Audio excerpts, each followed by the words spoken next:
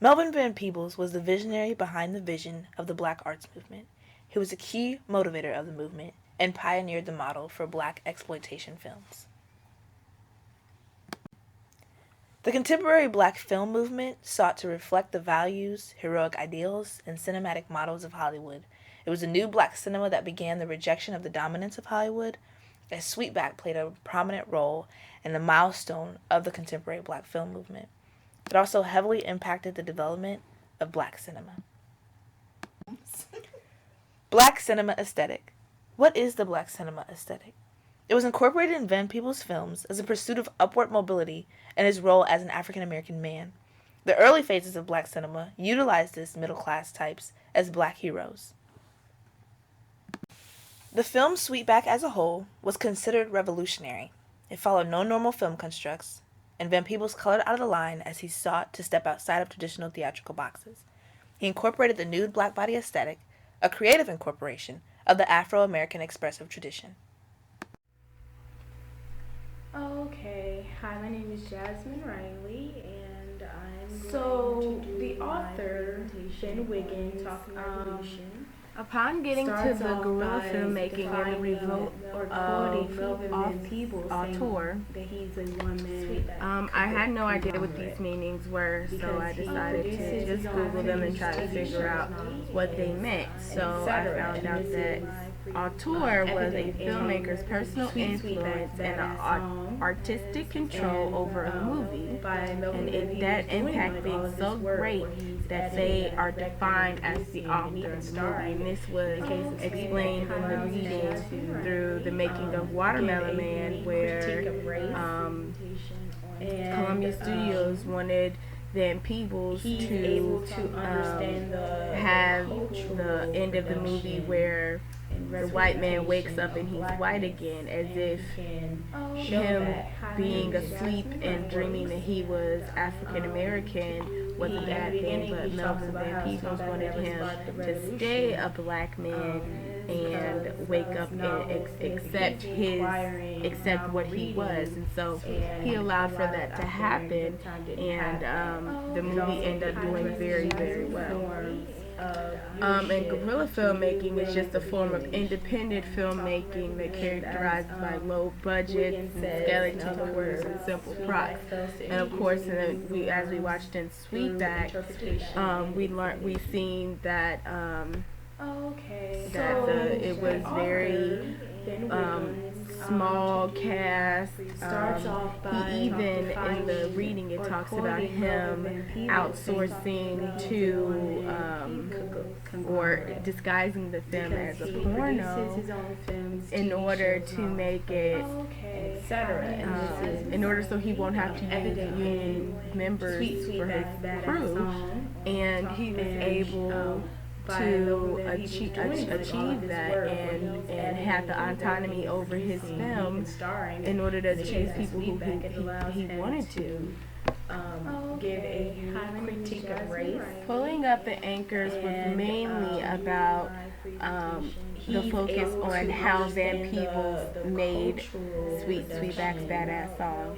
And he talks about there being two types of space in which Van Peebles operated in, and that's smooth space and stratus space. So stratus space is space that's in capital order, and it divides space and it measures and quantifies. On the other hand, smooth space is constantly being translated and transversed into strategy. As Wiggins says, in other words, along with that, the author makes it known that of what the anchor was, and it was the author a diverse meaning of an image, and it needed an anchor in order to counter all of the trauma that was associated in there. And this anchor, so they talk about how Sweetback really only had like 3 lines,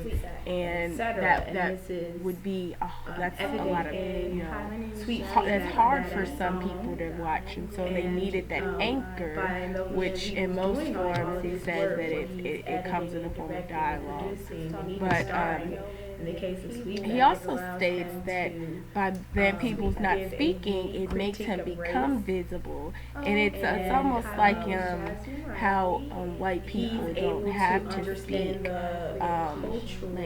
about their manhood. So he takes on this white manhood personification, and it also talks about sliding signifiers, and how they morph in front of the eyes, and he talks about how Sweetback did this through his different stereotypes, such as like a slave, because he was a prostitute, or brotherhood when he freed the other, when he helped the young man, the revolutionist, also when he helped him get out of captivity, and the black buck, clearly displaying his sexual nature. And also he talks about how blackness is actually never conformed to one attribute for Sweetback, and so Sweetback is the community and not just another black man, and how he's always transforming. Well, he's a more universal person than just one man. Sweetback is all black men. Sweetback's badass song, Righteous Signification and Symbolic Confusion. This is basically a discussion between Huey Newton and an editor of Ebony magazine, Bennett. And basically Bennett was very he was confused about basically what happened in Sweetback, and he viewed it as continuing the stereotypes of the black root and the African American community, and he wished that it would have used the techniques in order to make people become more aware of some of the things that happen to the black community.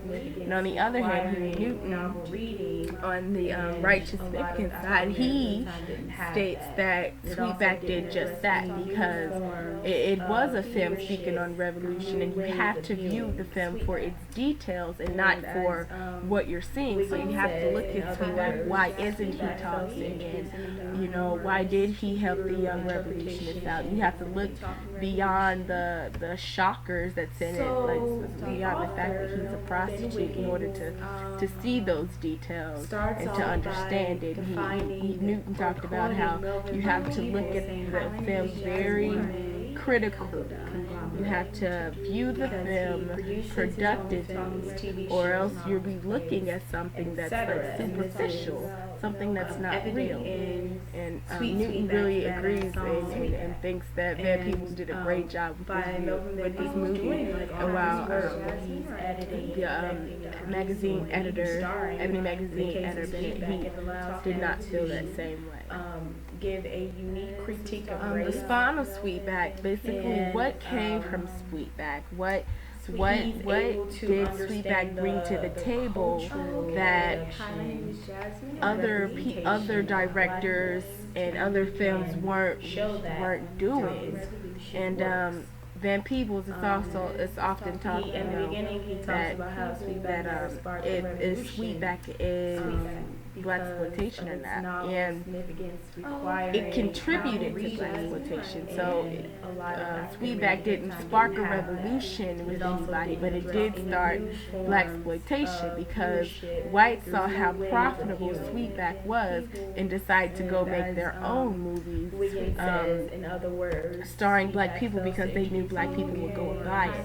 And blaxploitation was mainly majority white directors and writers, and it stripped Sweetback for its radical form. So it took out everything that would have been revolution and made it into things accepting of more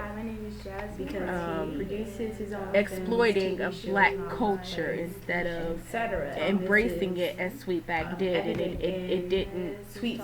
They turned the films into something that wasn't radical at all. By Melvin Van Peebles doing like all of this work, the author wanted to explain why Sweetback wouldn't be a revolutionary movie, and he gives some certain rules that it has to follow. in order for it to spark revolution. And one of those was understanding the potential that lies in its interaction with other forms of media like music. Sweetback was all basically just one big soundtrack. It wasn't a lot of dialogue that happened from the character Sweetback. Most of the dialogue came from the other people around, but majority of it was just these shots of him running and trying to get away from the situation that he was involved in. The second one is the film must have improvisation to combat standards. And the last one being it must be viewed educationally with a critical eye. Like Newton was talking about.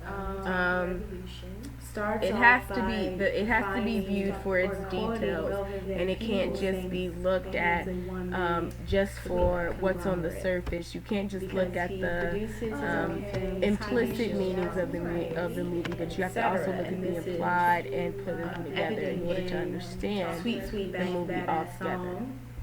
And I found this conclusion to be very interesting because the author mainly focuses on what could happen for the future. And he thinks that with the rise of streaming videos comes the depth to revolutionary film space, but it also opens up social media to give filmmakers a new platform. They have a new somewhere else they can go besides the film. They have a different audience to connect with there, and he makes it a point to state that contemporary task of filmmakers who want to spark revolution is you're gonna have to use social media to educate and proliferate without stopping revolution, without stopping the revolution nature of the text. So you're gonna have to use social media in order to teach people about this without stopping